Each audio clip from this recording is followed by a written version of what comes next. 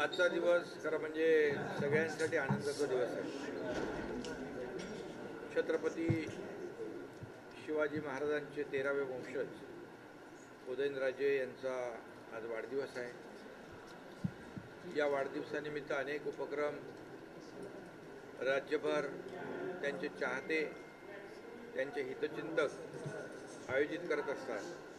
अनेक उत्साह असतो त्यांच्या वाढदिवसानिमित्त. तसं बघायला गेलं तर त्यांचा कायम उत्साहच असतो आणि त्यांची सगळी चाहते मंडळी देखील खूप उत्साही असतात. 3 वेळा खासदार होते तुम्ही आणि एकदा राज्यसभा.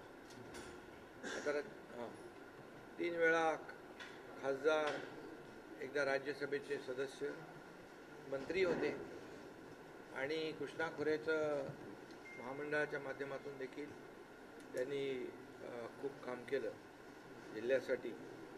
आणि या जिल्ह्यामध्ये देखील खासदार असताना देखील त्यांनी त्यांच्या मतदारसंघातल्या अनेक बाबींना स्पर्श केला. अनेक विकासाची कामं मतदारसंघामध्ये किंवा मतदारसंघाच्या बाहेर देखील त्यांनी त्यांच्या कामाचा ठसा उमटवला आहे. एक दिलखुलास मोकळ्या मनाचा माणूस म्हणून त्यांची ओळख आहे आणि अगदी गोरगरिबांमध्ये देखील आणि कार्यकर्त्यांमध्ये प्रचंड लोकप्रिय असलेला असे हे व्यक्तिमत्व आपल्या संपूर्ण राज्याला परिचित आहे. आमच्याकडे येताना ते एकदा लॉन्च चालवत आले होते. कधी काय गाडी चालवतील, रिक्षा चालवतील, कधी लॉन्च चालवतील आणि एक सर्वसामान्य सगळ्यांना हवं असं आपलंसं करण्याची जी काय त्यांच्याकडे कसब आहे आणि काही असं आर्टिफिशियल नाही, हे सगळं नॅचरल आहे. नैसर्गिकरित्या या सगळ्या गोष्टी, घटना त्यांच्याकडून घडत असतात आणि म्हणून मगाशी मी म्हटलं, एक दिलखुलास आणि मोकळ्या मनाचा माणूस आणि व्यक्तिमत्व त्यांच्यामध्ये आपण पाहतो. आणि कार्यकर्त्यांचं प्रचंड मोठं वेड आहे आणि कार्यकर्त्यांना देखील त्यांचं वेड आहे. त्यामुळे त्यांच्या या स्वभावामुळे आणि म्हणूनच आज मला अभिमान आहे की छत्रपती शिवाजी महाराजांच्या या पदस्पर्शाने पुनीत झालेल्या या परिसरामध्ये मला येण्याची संधी मिळाली. आणि आज आम्ही जो काही राज्याचा कारभार करतोय, छत्रपती शिवाजी महाराजांचा आदर्श डोळ्यासमोर ठेवून काम करतोय आणि त्यांच्या 13व्या वंशजाचा आज वाढदिवस ही तमाम शिवभक्तांसाठी एक मेजवानी आहे. एक आवडता एक नेता त्याचं वाढदिवस सगळ्या मोठ्या आनंदात साजरा करतात. आवर्जून मी या ठिकाणी सांगेन की मराठा आरक्षणामध्ये देखील ते अग्रभागी होते आणि समाजाला न्याय मिळाला पाहिजे ती भूमिका सरकारने देखील घेतली. आणि छत्रपती शिवाजी महाराजांच्या शपथेने दसरा मेळाव्यामध्ये मी छत्रपती शिवाजी महाराजांच्या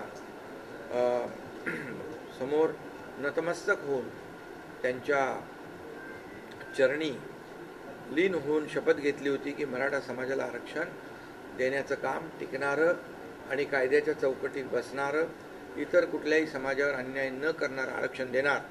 आणि आम्ही विशेष अधिवेशन घेऊन ती शपथ पूर्ण केलेली आहे. आणि त्यामुळे हे जे आरक्षण दिलं आहे, हे आरक्षण दिल्यानंतर मला वाटतं पहिली आमची इथं भेट होती. हा देखील एक योगायोग आहे. आणि मी आपल्या सगळ्यांच्या साक्षीने सांगू इच्छितो की काही लोक म्हणतात मराठा समाजाला दिलेलं आरक्षण टिकणार नाही.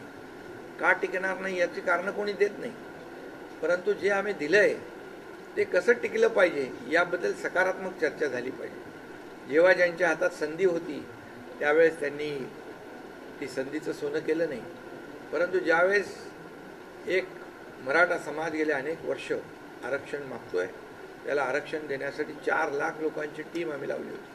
डे नाईट काम केलं आणि सुप्रीम कोर्टामध्ये जे ऑब्झर्वेशन होते, सुप्रीम कोर्टामध्ये ज्या त्रुटी होत्या त्या पूर्ण दूर करण्याचं काम केलं. हा सॅम्पल सर्वे नाही, पूर्णपणे एक्सटेन्सिव्ह आणि डिटेल सर्वे आहे.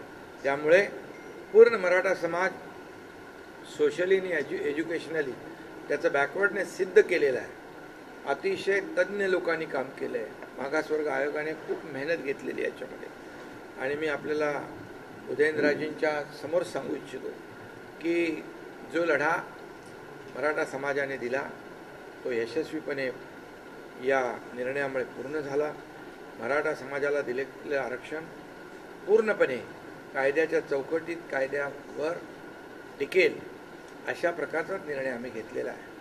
आणि म्हणून मी आज खूप समाधानी आहे की मला हा निर्णय घेतल्यानंतर उदयनराजेंच्या ही भेट मला घेता आली वाढदिवसानिमित्त.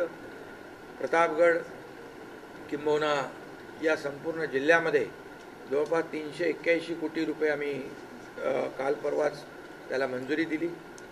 आदरणीय उदयनराजे देखील सातत्याने त्याच्या पाठीशी होते. पालकमंत्री देखील बैठकीत होते. आणि प्रतापगडाचं जे काही संवर्धन जतन आहे ते पूर्णपणे इतिहासकालीन छत्रपती शिवाजी महाराजांच्या काळात जसं होतं तसंच संवर्धन करण्याचा आमचा प्रयत्न आहे. त्याचबरोबर क्षेत्र महाबळेश्वर असेल, खाली अनेक त्याच्यामध्ये आम्ही प्रकल्प घेतलेले आहेत, पर्यटनाचे प्रकल्प घेतलेले आहेत आणि मोठ्या प्रमाणावर पर्यटनाला देखील चालना मिळेल. सरकारचा उद्देश आहे या भागातला तरुण नोकरीनिमित्त बाहेर जाता कामा नये, तो इथंच त्याला नोकरी मिळाली पाहिजे आणि म्हणूनच आमचा हा प्रयत्न आहे. उदयनराजेंना देखील आम्ही प्रतापगडाची जी काही जबाबदारी आहे ती आम्ही देतो आहे. प्रतापगडचं जतन संवर्धन करण्याचं किंबहुना त्यांचा आग्रह असतो नेहमी उदयनराजेंचा. हे आपले छत्रपती शिवाजी महाराजांचे गडकोट किल्ले आहेत. हे गडकोट किल्ल्यांचं जतन झालं पाहिजे, संवर्धन झालं पाहिजे आणि आपल्या तरुणांना, नवीन पिढीला छत्रपती शिवाजी महाराजांचं कार्य, त्याचा जे काही ऊर्जा, प्रेरणा मिळाली पाहिजे. आज जर आपण पाहिलं तर एवढे गडकोट किल्ले, एवढ्या मोठे गडकोट किल्ले झाले, उंचावर झाले, एवढ्या मोठ्या तोफा तिकडे गेल्या. हे सर्वसामान्य माणसाचं काम नाही. एक दैवी चमत्कार छत्रपती शिवाजी महाराजांच्या काळामध्ये त्यांनी करून दाखवला. कारण त्या गडावर पाणी, तिथले ते सगळे बुरुज, त्यावेळेचं आर्किटेक्चर, त्यावेळेचं इंजिनिअरिंग, त्यावेळची दूरदृष्टी आणि रयतेच्या भाजीच्या देठायला हात लागता कामा नये ही महाराजांची जी काय भूमिका, या सगळ्याच गोष्टी ज्या आहेत या एक. आणि आता नुकतेच आम्ही आग्र्याला देखील, आग्र्याला दिवाने आममध्ये जिथं छत्रपती शिवाजी महाराजांनी औरंगजेबाला खडे बोल सुनावले होते आणि महाराष्ट्राचा स्वाभिमानी बाणा दाखवला होता, तिथंच आम्ही छत्रपती शिवाजी महाराजांची जयंती गेल्या वर्षापासून साजरी करू लागलो. यावर्षी उदयनराजे स्वतः आले होते, त्यामुळे तो या वर्षाचा छत्रपती शिवाजी महाराज जयंती अतिशय भव्य दिव्य झाली. आणि म्हणून मी पुन्हा एकदा उदयनराजेंना मनापासून शुभेच्छा देतो. आज अनेक कार्यक्रम आहेत त्यांचे, सगळीकडेच आम्ही बॅनर पोस्टर बघतोय त्यांच्या चाहत्यांनी लावलेले. आणि त्यांना उदंड आयुष्य, निरोगी आयुष्य त्यांना देवो आणि त्यांची भावी वाटचाल जी आहे ही पुढची वाटचाल देखील यशस्वी हो.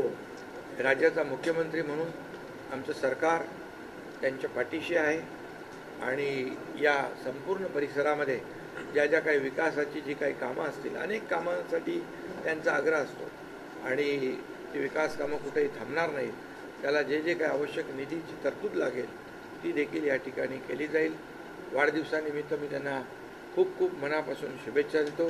प्रतापगडाचं खूप मोठं काम आपण आपल्या हातून घडू द्या अशा प्रकारच्या शुभेच्छा. मराठा आरक्षणाचा उल्लेख केला, मात्र मनोज जरांगे रविवारी मराठा समाजाची बैठक आंतरवाली सराटीमध्ये घेत आहेत आणि पुढील भूमिका ठरवत आहेत. मात्र आंदोलन केलं जाईल असं सुद्धा त्यांचं म्हणणं आहे.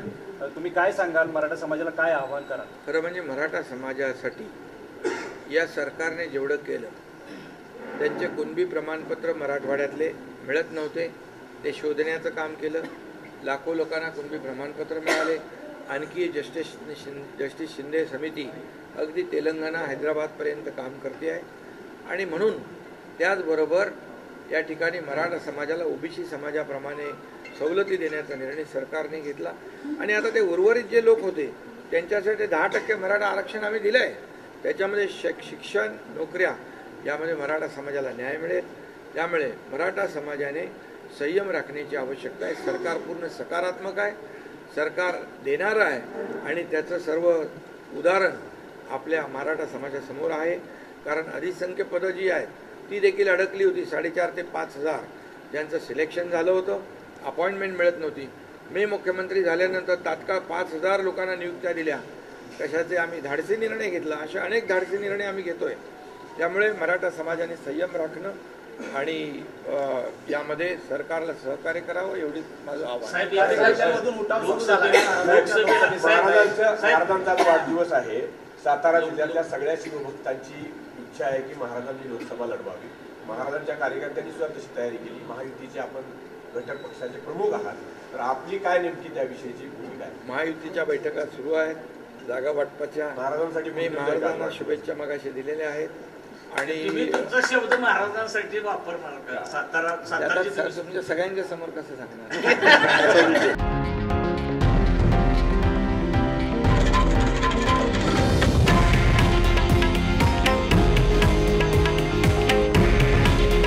हे आहे देशातील नंबर 1 न्यूज नेटवर्क आणि आपण पाहत आहात TV9 मराठी.